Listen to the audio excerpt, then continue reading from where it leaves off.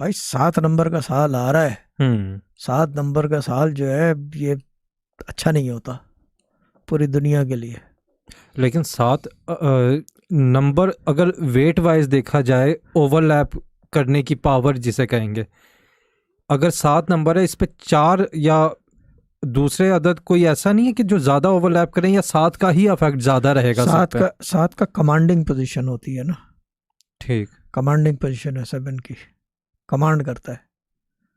यानी कि ओके। वो सियासी उसमें, यानी कि अगर एस्ट्रोलॉजी की बात, रूलिंग प्लेनेट है, ये रूल करता है। सही। 7 जो है रूल करता है, लेकिन रूल कर नहीं पाता। ओके। डिजास्टर में एंड अप होता है हर चीज। होता है ना कि जी। जड़ तक ले जाए।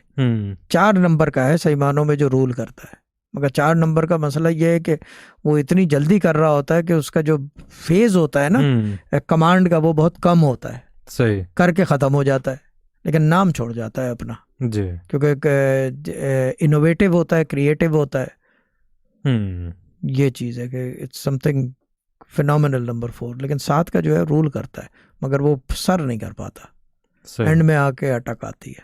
ये उसके अदद के अंदर ही उसकी खूबी कह लो, या साथ में उसकी साथ है, ठीक। उसके एट्रीब्यूट्स है उसकी, ये सही। चीज़ है।